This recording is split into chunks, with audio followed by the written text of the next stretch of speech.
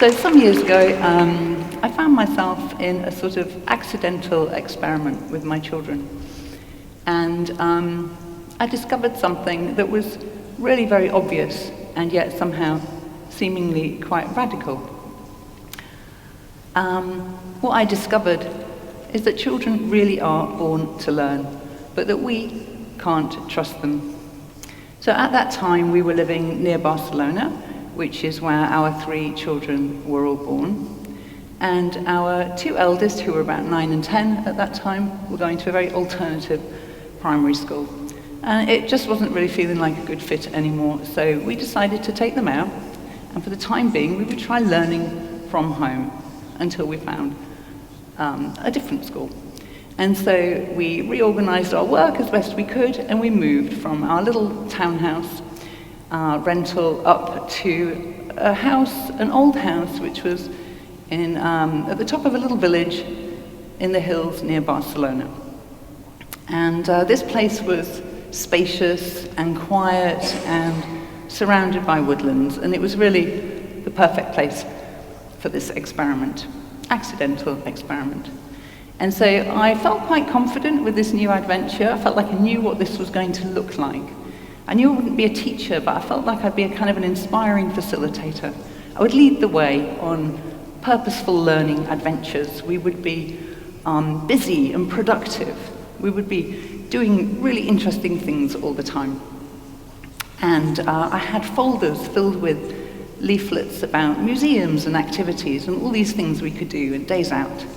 And at night, when the children went to sleep, I would spend another hour looking for more things that we could be doing, because if our children weren't at school, then surely my job must be to fill our days with learning, because I was the adult and I knew how that needed to look.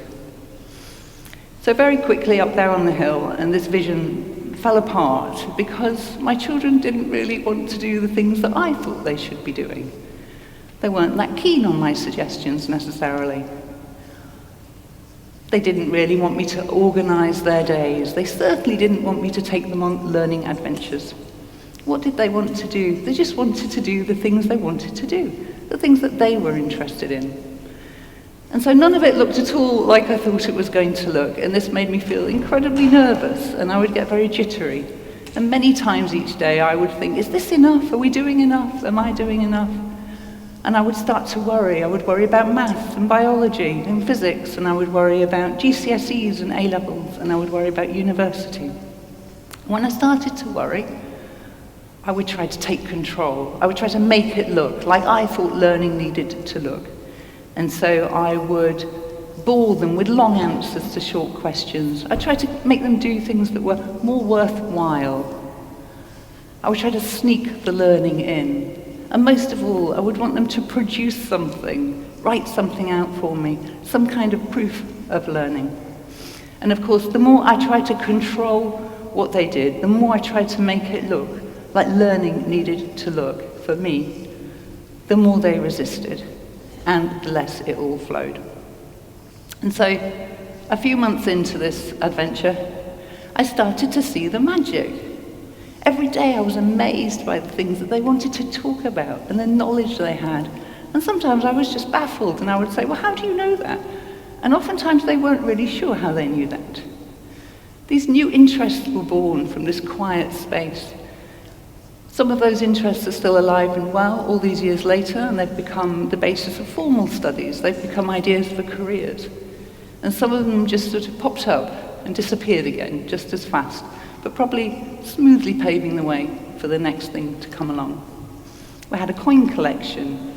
We watched multiple horrible histories, martial arts, a love for animals, David Attenborough documentaries, languages, Arabic, French, German, the family tree research, just so much. There were business ideas, there were ideas for board games, plans for travel. A micronation called Sealand, a little video we watched, and it sparked an interest for years in governance, politics, economics, and of course their own micronation, Adromasia, with its own constitution, tax system, and flag. My daughter learned to read because she needed to name her animals in Minecraft. And of course she wanted to access her huge encyclopedia of dog breeds. And she seemed to go almost overnight from dog and cat to Alaskan Malamute, Bernese mountain dog. Such was her huge motivation to learn. And there were long conversations about everything, economics, politics, hours and hours at the kitchen table. And then there were the quiet times. There were the times when nothing really seemed to happen. Lazy mornings, days in pajamas, Lego, TV, gaming. And on those days I'd start to get jittery again, and I would think, is this enough? But I learned to see that this was part of this ebb and flow. And I learned to sink into those days, which were just days of deep connection. And I could see on those days too that the things that I thought were a waste of time really were not. My son's gaming. He loved to do these strategy games, and it blew me apart. I was just amazed. They were so complex. I tried my hand at them, but I couldn't quite grasp it. They were too much for me.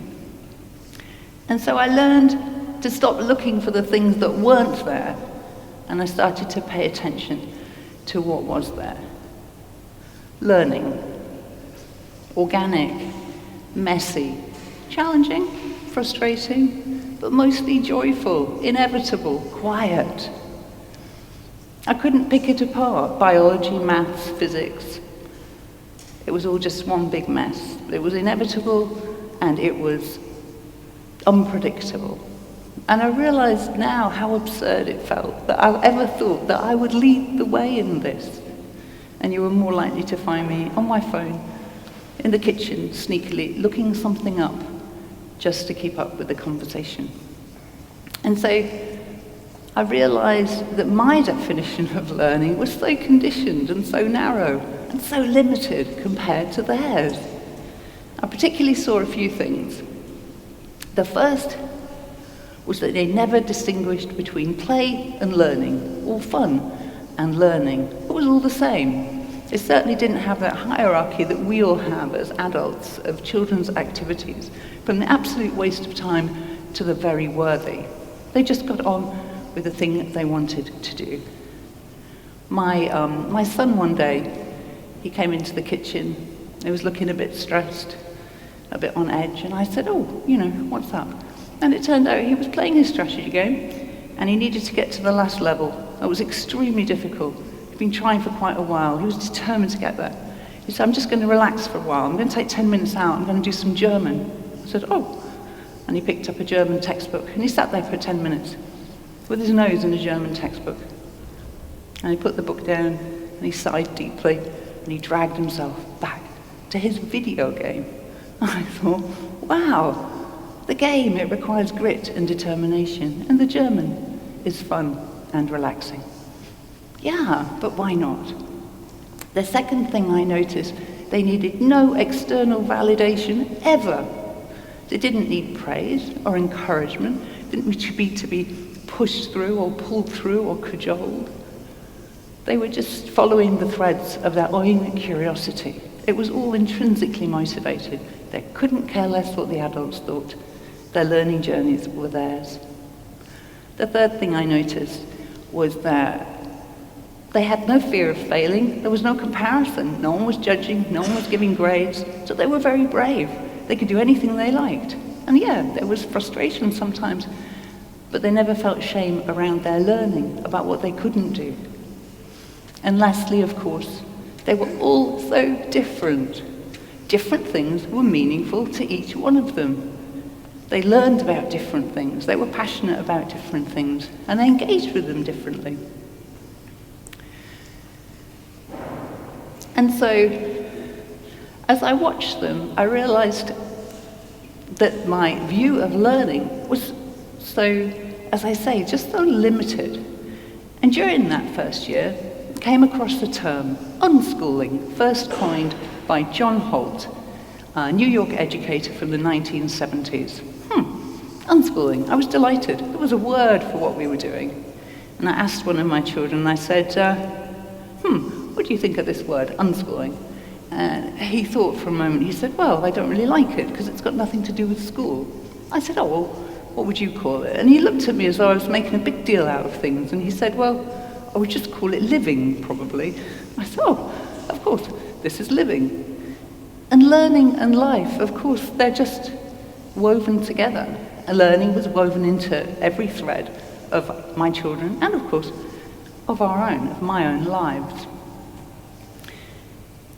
But it just sounded so radical, unschooling. It felt natural, it felt normal.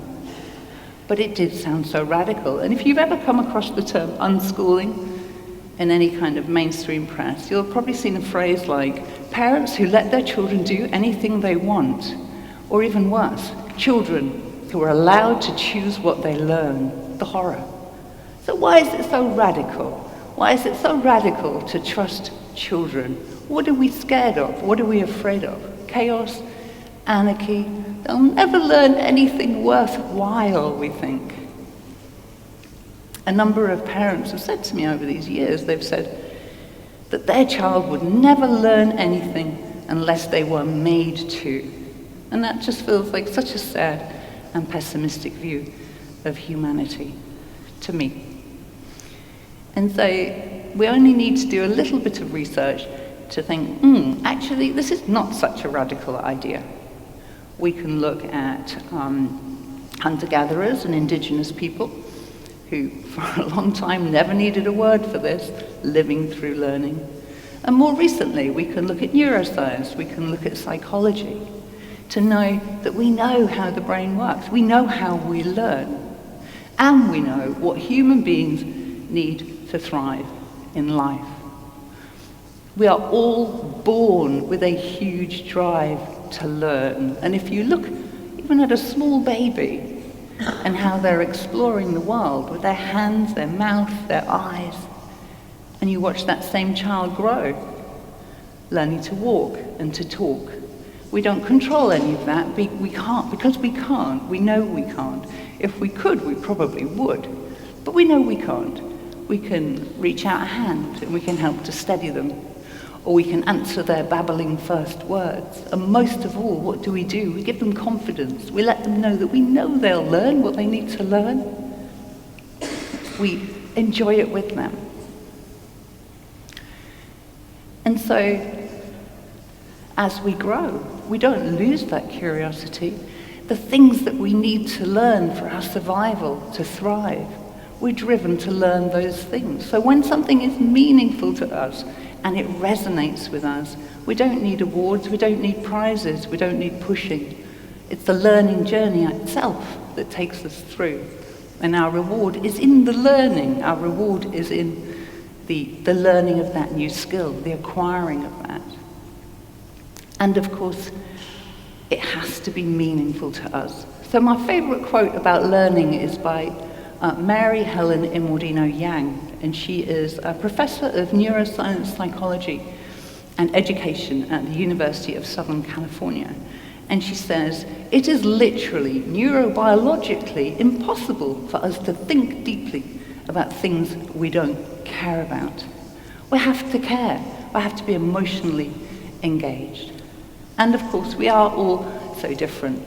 We all care about different things, just as my children did. We're not designed to learn vast amounts of information that mean nothing to us. We're designed to follow a path that is right for us. Which brings me finally to agency. Agency, the feeling that we're in charge of our own lives, that we have influence over how we live our lives. Absolutely vital to our mental health, and yet routinely denied to children, particularly in learning. But when a child chooses their own learning journey, it is meaningful to them. It is aligned with their values. It's aligned with who they are and who they want to be in this world. And they're not just learning content. They're learning about themselves. They're learning about what a coherent life feels like. They're learning to advocate for themselves. And they're learning how to navigate life as themselves. And so, Our children knew how to learn, and they knew what to learn, and there was never anything radical about that. The experiment was always about us, and if we had that capacity to hold our children in their exploration of themselves, their discovery of life, without sabotaging it with our fears, our worries, our narrow view of what learning looks like. And there was the radical part. The radical part was trusting our children. It was getting beyond all of our own deep conditioning, our ideas about fear, about success and failure, and always coming back to these children and their very unique paths through life. And there is the quote by John Holt, that New York educator, which is, to trust children, we must first trust ourselves. And most of us were taught as children that we cannot be trusted. And so if we are born to learn, and if we are born to pursue meaningful lives, how would it be if we were to trust our children and to trust ourselves just a little bit more? Thank you.